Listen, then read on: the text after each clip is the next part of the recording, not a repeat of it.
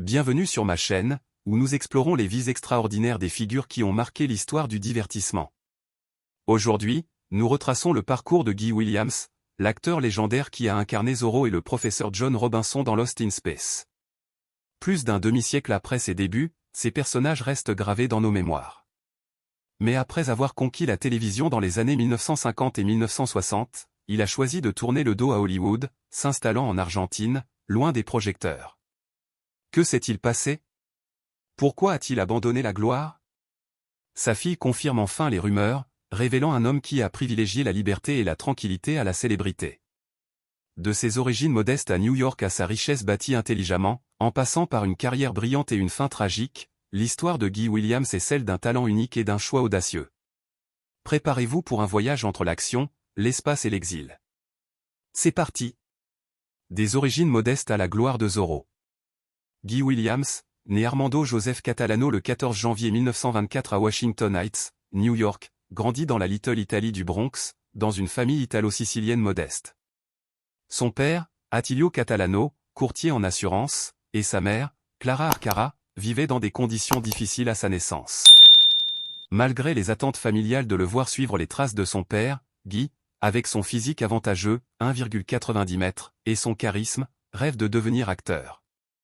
Excellent en mathématiques à l'école publique 189, il fréquente le lycée George Washington, travaille dans une fontaine à soda, puis intègre l'académie militaire de Peekskill, où il excelle au football et aux échecs.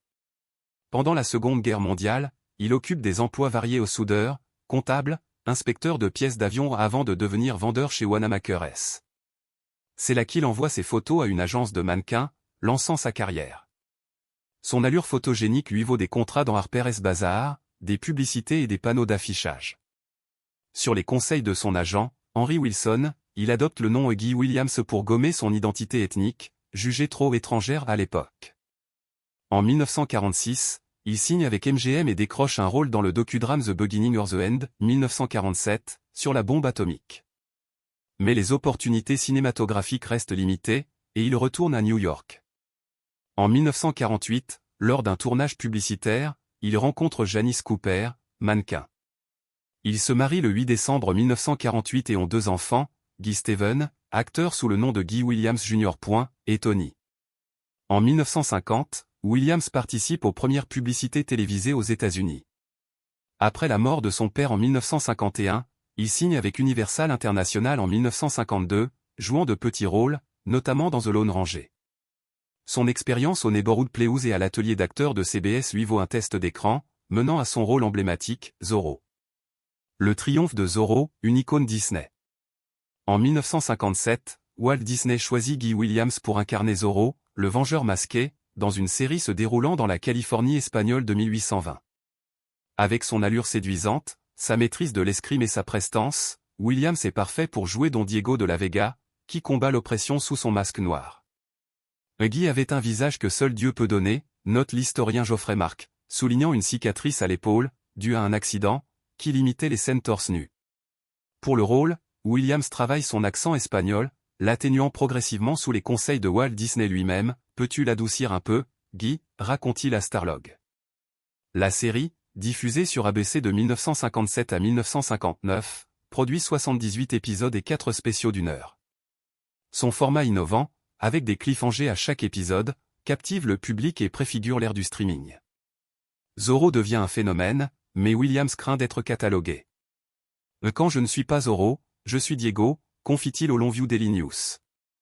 C'est comme un film sans fin. Des tensions financières entre Disney et ABC mènent à une bataille juridique, stoppant la série. Sous contrat, Williams touche son salaire sans pouvoir travailler ailleurs, ce qui lui donne une stabilité financière. Contrairement à de nombreux acteurs dilapidant leurs gains, il investit intelligemment, bâtissant une fortune qui lui permettra plus tard de quitter Hollywood. De Bonanza à Lost in Space, une carrière diversifiée.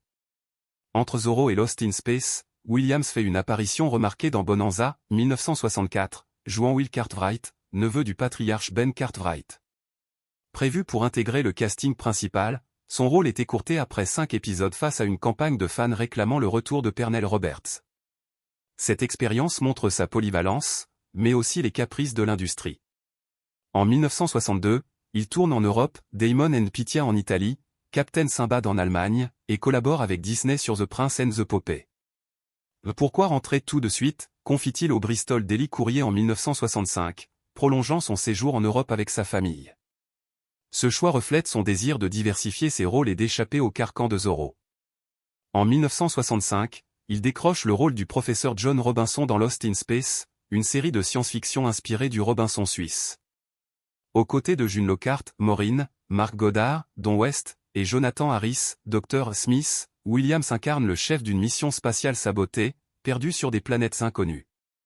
La série, diffusée de 1965 à 1968, 83 épisodes, marque un tournant. Mais à mi-parcours, le focus se déplace vers Dr. Smith, Will Robinson et le robot, reléguant Williams à l'arrière-plan. Être engagé comme héros et devenir un décor, c'est du gâchis, note Geoffrey Mark. Malgré son mécontentement, Williams reste professionnel, ne se plaignant jamais publiquement. Le producteur Irwin Allen, poussé par CBS vers un ton plus léger, ajuste certains épisodes pour donner plus de relief à John Robinson. L'échec de droits résiduels de Zorro et Lost in Space assure à Williams une aisance financière, renforçant son indépendance. L'exil en Argentine, une nouvelle vie. Après l'arrêt de Lost in Space en 1968, l'enthousiasme de Williams pour Hollywood s'essouffle. En 1973, une visite en Argentine change tout. L'adoration des fans pour Zorro, toujours diffusée en rediffusion, le stupéfie. L'accueil était écrasant, note Mark Kussman, auteur d'Irwin Allen's Lost in Space. Williams prolonge son séjour, séduit par la reconnaissance et la tranquillité qu'il trouve. En 1973, il s'installe définitivement en Argentine, ne revenant aux États-Unis qu'en 1983 pour une réunion de Family Feu avec le casting de Lost in Space. Pourquoi ce choix? Personne ne semble avoir posé la question directement à Guy, regrette Kussman. Les frustrations de Lost in Space, où son rôle était minimisé, et l'absence d'offres intéressantes à Hollywood ont probablement joué. En Argentine, il vit une vie épanouie, participant à des performances de Zorro et savourant une solitude choisie. Marié à Janice Cooper jusqu'à leur divorce en 1983, il trouve en Argentine un équilibre entre créativité et paix. Une fin tragique et un héritage durable. Tragiquement, Guy Williams disparaît de la vie publique en 1989. Le 6 mai, il est retrouvé mort dans son appartement à Buenos Aires, victime d'un anévrisme cérébral à 65 ans, une semaine plus tôt. Grâce à l'acteur argentin Fernando Lupiz, ses cendres sont conservées au cimetière de la Recolta, un honneur rare. En 1991, son fils Steven disperse ses cendres dans l'océan Pacifique à Malibu et dans les montagnes de Californie, exaucant son dernier souhait. L'héritage de Williams perdure à travers Zorro et Lost in Space. Rester si mémoré au XXIe siècle est remarquable, souligne Geoffrey Mark. En choisissant de se retirer, Williams a vécu selon ses termes, une décision d'autant plus poignante face à sa mort prématurée. Ses rôles de vengeur masqué et d'explorateur spatial continuent d'inspirer, témoignant de son talent et de son impact. Conclusion. Guy Williams a marqué la télévision avec Zorro et Lost in Space, mais son histoire va au-delà des écrans. De ses origines modestes à sa gloire hollywoodienne, il a su investir intelligemment, sécurisant une richesse qui lui a offert la liberté de quitter la célébrité. Son exil en Argentine, motivé par l'adoration des fans et un désir de tranquillité, reflète un homme qui a choisi de vivre authentiquement. Sa fin tragique à 65 ans n'efface pas son héritage, porté par des personnages intemporels. Quels sont vos souvenirs préférés de Guy Williams? Partagez-les en commentaire. Pensez à liker, vous abonner et activer la cloche pour d'autres histoires captivantes. À bientôt pour la prochaine vidéo.